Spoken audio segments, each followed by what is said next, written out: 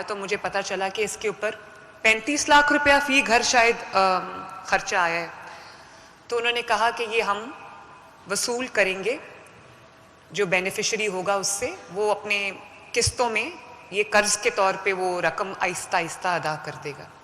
تو میں نے اپنی ٹیم کو پوچھا کہ اگر آپ کی تنخواہ اس وقت 36-37 ہزار تھی, اب 40 ہزار ہے, میں نے کہا اگر آپ کی تنخواہ 36 ہزار ہو اور آپ سے کہا جائے کہ آپ کے 3 یا 4 بچے ہیں, آپ کے ماں باپ ہیں, آپ کی بیوی ہے, گھر میں کوئی اور بھی ہوگا, تو آپ کس طرح اپنے مہینے کا جو کرایہ ہے وہ دیں گے؟ اور اگر کرایہ دیں گے تو جو آپ کا کچن کا خرچہ ہے وہ کیسے چلائیں گے؟ اگر کچن کا خرچہ دیں گے تو بجلی کا بل کیسے بھریں گے؟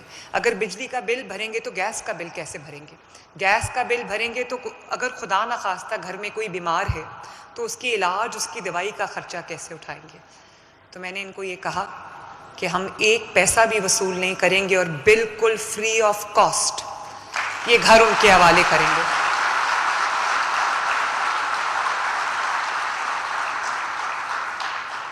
اور ماشاءاللہ 2 بیڈ رومز ہیں, 1 لاؤنج ہے, 1 کچن ہے, 1 باتھ روم ہے, خوبصورت گھر بنا ہے.